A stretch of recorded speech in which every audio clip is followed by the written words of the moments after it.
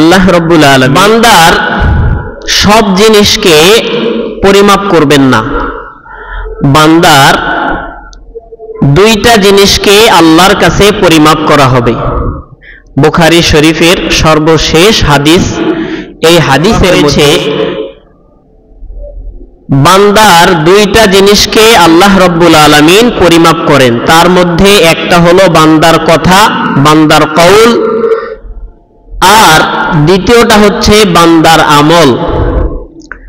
তারপরে আল্লাহর হাবিব সাল্লাল্লাহু আলাইহি ওয়াসাল্লাম বলে, যদি কেউ তার আমলের পাল্লাকে ভারী করতে চায় তাহলে ওই ব্যক্তি এমন দুইটা কালিমা আছে যে দুইটা কালিমা অত্যন্ত সহজ, পড়তেও কষ্ট হয় না, জবানেও হালকা,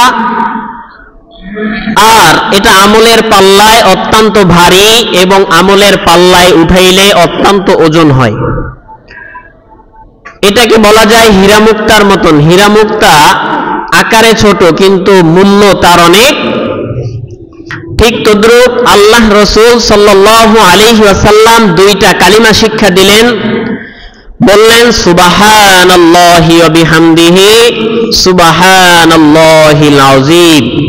এই দুইটা কালিমা পড়তে খুব হালকা, পড়তে খুব সহজ, কিন্তু যখন ওজন করা হয়, পরিমাপ করা হয়, যদি এটাকে পাল্লার মধ্যে উঠানো হয় তখন এটা অত্যন্ত ভারী হয়ে যায়। বলি সুবহানাল্লাহ। তো আমলের পাল্লা আমরা সকলেই ভারী করতে চাই কি চাই না? আমলকে ধ্বংস করে দেওয়ার মতন বস্তু একটা, সেটা হলো গুনাহ।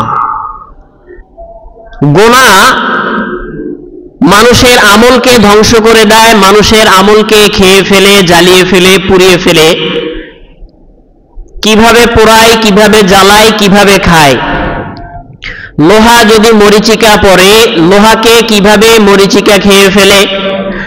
শুকনা কাঠে যদি আগুন লাগে, ওই আগুন কিভাবে শুকনা কাঠকে পুড়িয়ে ফেলে। ঠিক তদ্রূপ আমল যদি করে কোনো ব্যক্তি আর সাথে সাথে যদি গুনাহও করে, তাহলে এই গুনাহ ওই ব্যক্তির আমলকে এইভাবে পুড়িয়ে ফেলে, খেয়ে ফেলে, গ্রাস করে ফেলে, নষ্ট করে ফেলে। এজন্য এক নাম্বার কাজ হবে আমল যতটুকু করব এর পাশাপাশি আমি গুনাহ থেকে পরহেজ থাকবো ইনশাআল্লাহ। তাহলে গুনাহ থেকে যদি পরহেজ না থাকি তাহলে আমার জন্য এই গুনাহের কারণে জাহান্নামের মধ্যে শাস্তি প্রদান করা হবে। কি কি শাস্তি প্রদান করা হবে? আল্লাহর রাসূল সাল্লাল্লাহু আলাইহি ওয়াসাল্লাম যখন মিরাজে গিয়েছিলেন তখন দেখেছিলেন। গত জুমার আলোচনার দিকে আমি চলে যাচ্ছি, স্মরণ আছে তো সকল?